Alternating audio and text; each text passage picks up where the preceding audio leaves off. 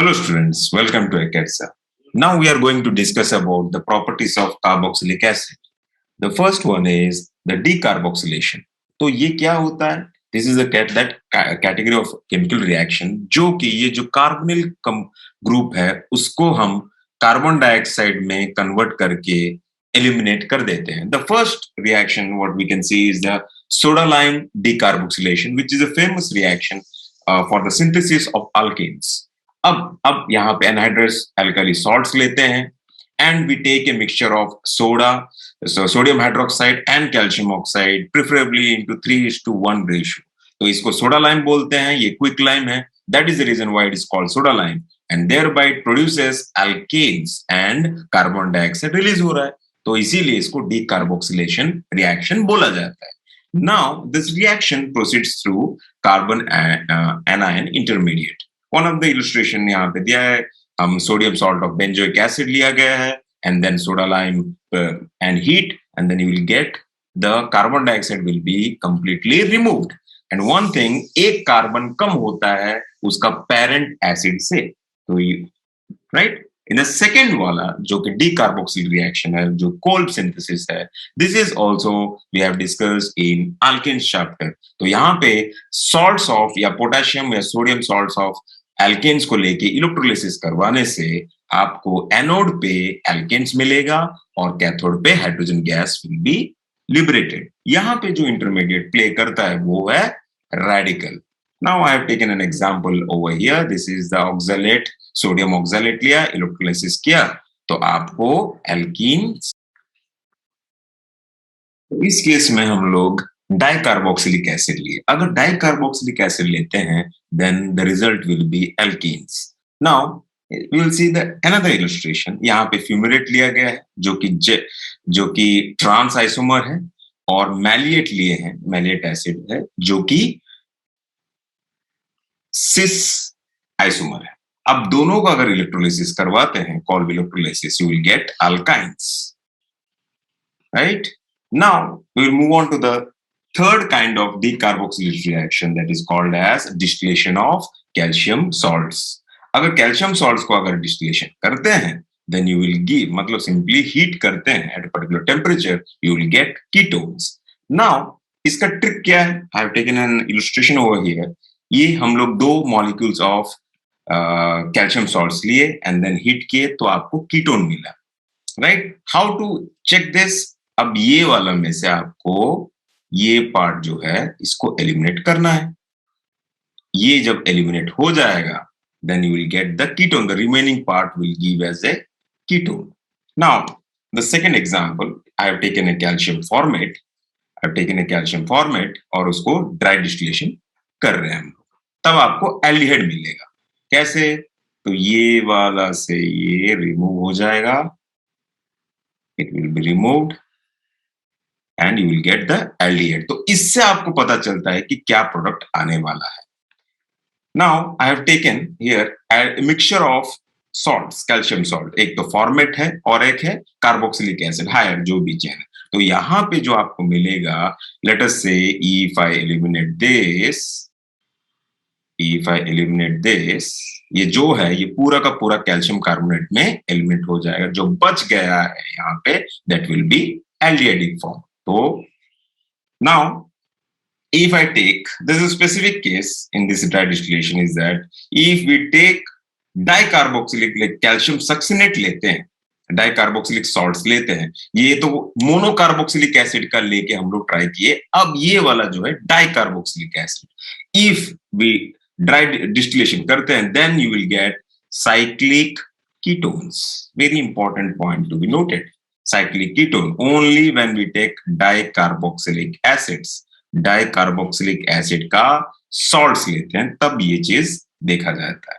Now we will move on to one of the most important vital reaction shown by carboxylic acid, that is Borodine-Hunt-Diecker reaction. तो this involves a decarboxylation ही होता है carboxylic acid salt का, right, to form alkyl halides. Right? तो इसमें हम लोग क्या करते हैं? तो पहला चीज, जो ये सॉल्ट जो है वो सिल्वर सॉल्ट्स होता है. Silver salts, when react with bromine gas, preferably in CCl4 as a solvent, you will gate alkyl halides और कार्बन डाइऑक्साइड रिलीज हो रहा है, तो इसका मतलब ये डीकार्बोक्सिलेशन रिएक्शन है। In place of bromine, you can take iodine, even chlorine can be taken. But जब आयोडीन लेते हैं तो रेशियो पे ध्यान रखना पड़ेगा, कितना रेशियो लेते हैं उसके हिसाब से प्रोडक्ट डिफाइन होगा। So to understand this reaction, let us move on to the mechanism part. तो जो पहला mechanism part का जो है वो है initiation, right? अब क्या होता है, जो सिल्वर सॉल्ट लिए हम लोग, सिल्वर सॉल्ट और कार्बोक्सिलिक एसिड, जब ब्रोमीन के साथ रिएक्ट होता है, AgBr will be eliminated, thereby ये Ag की पोजीशन पे Br आ जाता है एंड उस स्पीसीज को हम बोलते हैं एसाइल हाइपोब्रोमाइड। अब further this acyl hypobromide further homolytic cleavage होता है, होमोलाइटिक क्लीवेज, उसमें से आपको obviously homolytic cleavage will give you free radicals, और यहाँ पे इस केस में कौन सा होगा, acyl free radical which is very unstable. ये एसाइलिक ग्रुप है, ये एसाइलिक ग्रुप है और ये फ्री रेडिकल है। Now the second step is the propagation step, initial reaction proceed कैसे करता है। अब जो एसाइल फ्री रेडिकल है, अनस्टेबल है, तो यहाँ पे इन दोनों के बीच R और CO के ये जो कार्बन कार्बन के ऊपर ये होमोलाइटिक क्लीवेज होके यहाँ पे एक फ्री रेडिकल डेवलप होगा, और ऑक्सीजन के पास है तो दो फ्री रेडिकल आपको एक बॉन्ड बनाएगा, तो कार्बन डाइऑक्साइड के हिसाब से eliminate, thereby leaving the alkane free radical. alkyl free radical बन गया। अब ये जो alkyl free radical it further react with जो alkyl जो एसाइल हाइपोब्रोमाइड है सॉल्यूशन में, वो फर्दर इसके साथ रिएक्ट करेगा। तो यहाँ पे भी सेम चीज है भाई, तो ये जो होमोलाइटिक क्लीवेज होगा तो ये जो Br रेडिकल आएगा, ये R radical, further you will gate alkyl bromide the final product, और ये एसाइल फ्री रेडिकल फिर से रिएक्ट करेगा इनिशिएशन स्टेप में या प्रोपगेशन स्टेप में यूज हो सकता है।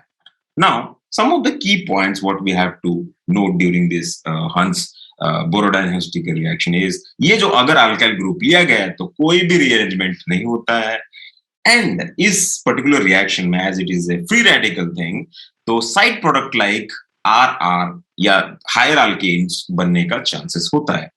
थर्ड वाला इज दैट अगर हम लोग इस एल्काइल, ये जो सिल्वर सॉल्ट में ये जो अल्काइल ग्रुप है, अगर ये ऑप्टिकली एक्टिव है तो during this reaction it loses the optical activity, क्योंकि यहाँ पे bond breaking process, making process हो रहा है। Another illustration for this Hunt-Steiker reaction is that हम यहाँ पे प्रोपेनिक सिल्वर सॉल्ट और प्रोपेनिक एसिड लिया गया है, Br2 दिया गया है, and then you will get the, अब यहाँ पे 3 कार्बन है, अब यहाँ पे 2 कार्बन है क्योंकि एक CO2 डीकार्बोक्सिलेट हो चुका है, तो you will gate ethyl bromide. So now students, I have given you 2 questions over here. So please pause the video and try it by yourself. तो इस क्वेश्चन में आप देखते हैं ये जो है moist Ag2O silver oxide which react with the carboxylic acid to give the silver salt of carboxylic acid, जो रेस्पेक्टिव सॉल्ट है वही बनेगा। अब ये जो कार्बन है लास्ट जो लेफ्ट वाला फाइनल टर्मिनल है वो आइसोटोपिक लेबलिंग किया है कार्बन 14 के साथ। अब अगर हम लोग Br2 पास करते हैं तो क्या होगा, ये हंस-स्टाइकर रिएक्शन है, सिल्वर सॉल्ट है, तो आपको अल्काइल हैलाइड मिलेगा, but you have to make sure this CO group will be eliminated as CO2। तो जो बच गया है उसको हम नोट करेंगे, तो 1 2 3 कार्बन वाला CH3 CH2 CH2 Br add करना है, और ये जो लेबलिंग है 14 वैसा का वैसा रहेगा। Now in the come on to the second question, ये नॉर्मल अल्काइल ग्रुप नहीं है, ये एक स्पेसिफाइड ग्रुप यहाँ पे अटैच किया गया है, राइट, एलाइलिक ग्रुप यहाँ पे है। अब मॉइस्ट देने के बाद आपको क्या मिलेगा, CH2 double bond CH CH2 COO minus Ag, मतलब सिल्वर सॉल्ट मिल चुका है। अब अगर इसका हम लोग एलिमिनेट करते हैं तो आपको क्या फ्री रेडिकल मिलेगा।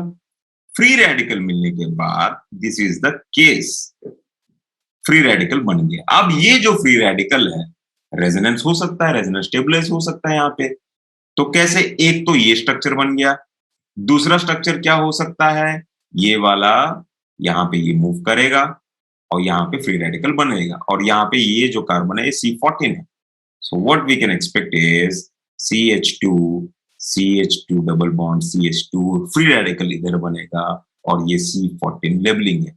अब यहाँ पे तो इसमें ये सेकंड पॉसिबिलिटी है।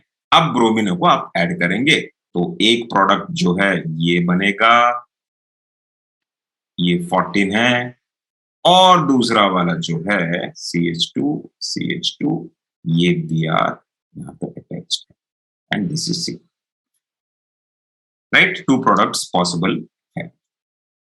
Okay, I hope you understood the concept. Thank you.